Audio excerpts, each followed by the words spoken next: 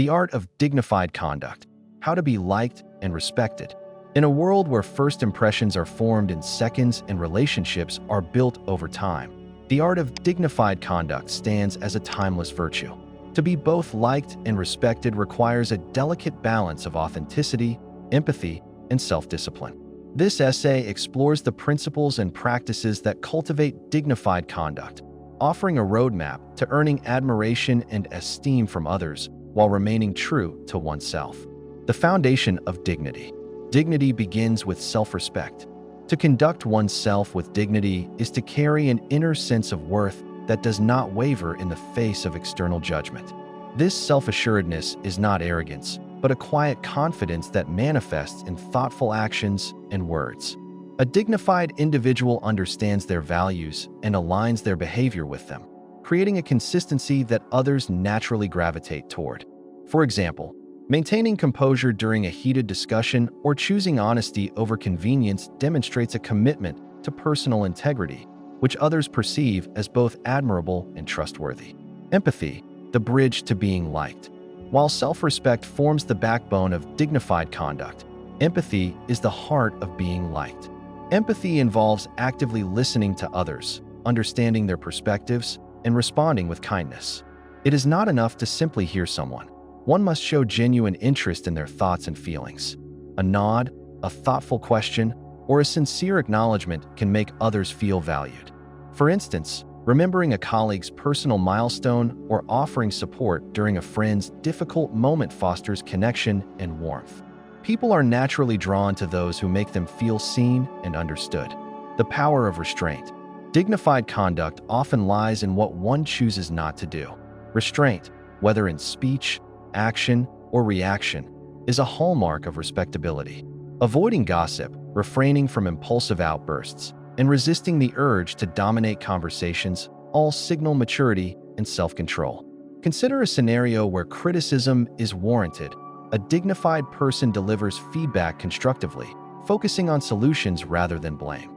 This restraint not only preserves relationships, but also elevates one's reputation as fair and composed. Consistency and reliability. To be respected, one must be reliable. Consistency in words and actions builds trust, as others come to depend on your predictability and follow through. If you promise to meet a deadline, do so. If you commit to supporting a friend, be present. Small, consistent acts of reliability, such as arriving on time or keeping confidences, accumulate into a reputation of dependability. Over time, this reliability becomes a cornerstone of respect, as others recognize your commitment to your word. Humility and openness. No one is infallible, and the ability to acknowledge mistakes is a critical component of dignified conduct. Humility allows one to apologize sincerely, learn from errors, and grow. Similarly, being open to others' ideas and perspectives demonstrates a willingness to evolve, which is both likable and respectable. For example, a leader who admits to a misstep and seeks input on how to improve not only humanizes themselves, but also inspires trust and loyalty in their team. The role of positivity. A positive demeanor can transform interactions and make one more approachable. This does not mean ignoring life's challenges, but rather choosing to focus on solutions and opportunities. A warm smile, an encouraging word, or a lighthearted comment can diffuse tension and create an atmosphere of goodwill.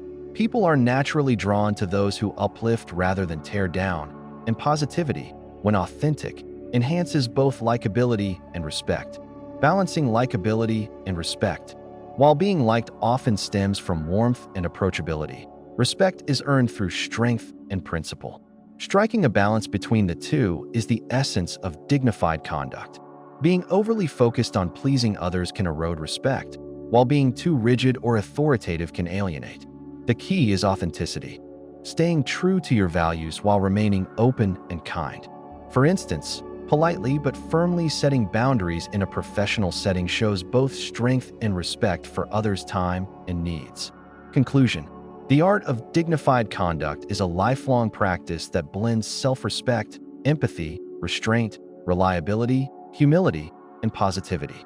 By embodying these qualities, one can navigate social and professional spheres with grace, earning both the affection and admiration of others. To be liked and respected is not about perfection, but about consistently striving to align one's actions with principles that uplift both oneself and those around them.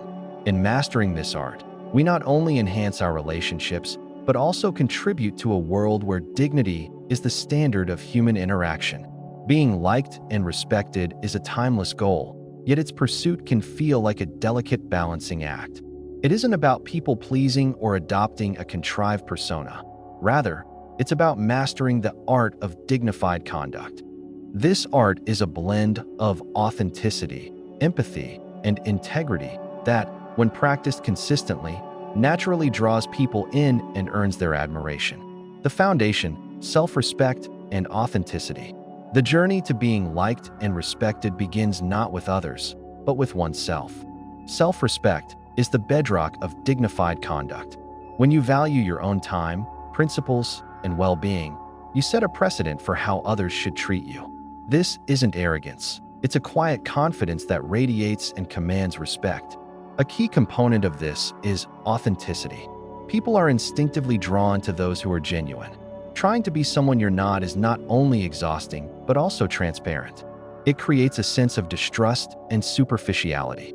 Instead, embrace your unique qualities, acknowledge your flaws, and let your actions be a true reflection of your character. This genuine approach allows others to feel comfortable and safe in your presence, fostering a more profound connection. The practice: empathy and active listening.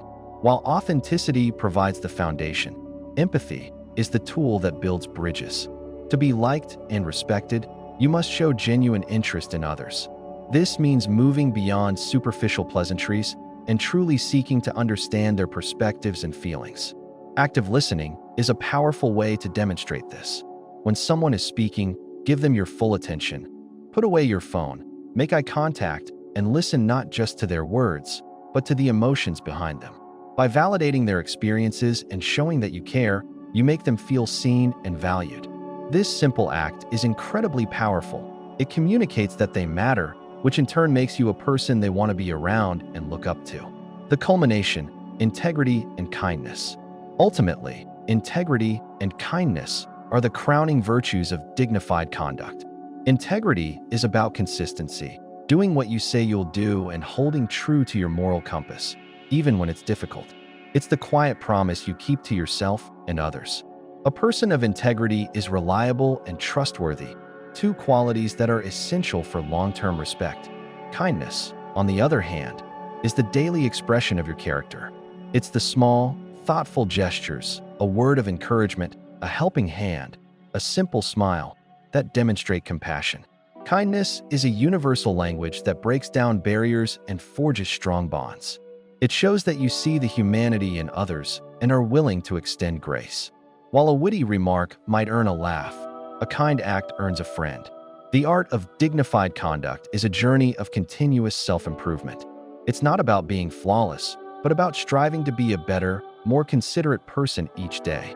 By nurturing self-respect and authenticity, practicing empathy through active listening, and consistently demonstrating integrity and kindness, you create a magnetic presence.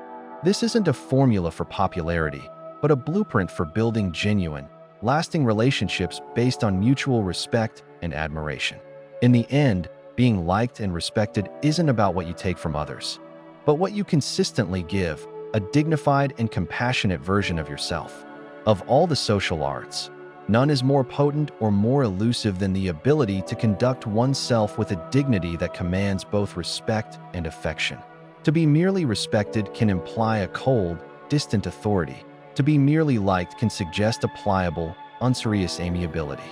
The true pinnacle of human interaction is to achieve that rare synthesis, to be both genuinely liked for one's character and deeply respected for one's principles. This art of dignified conduct is not an innate trait, but a cultivated practice, built upon the pillars of self-respect, empathy, integrity, and grace. The foundation of this art is an unwavering sense of self-respect. Dignity is an internal compass before it is an external display. It begins with the quiet understanding of one's own inherent worth, independent of external validation. This is not arrogance, which inflates the self, but a grounded confidence that allows one to stand firm without needing to stand over others. A person who respects themselves sets the standard for how they will be treated by the world. They cultivate their mind, care for their well-being, and honor their own values. This inner fortitude becomes the bedrock upon which all other dignified behavior is built, making them impervious to the pettiness of gossip or the need for desperate approval.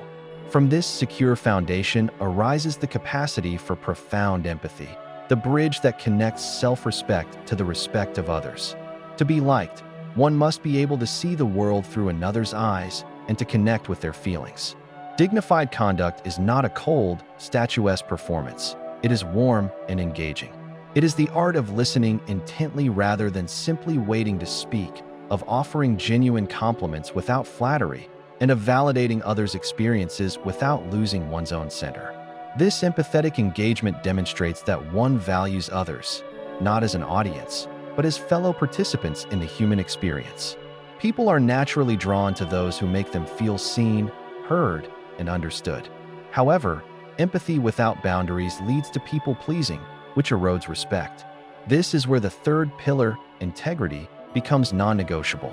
Integrity is the alignment of one's actions with their stated values, even when it is inconvenient or unpopular.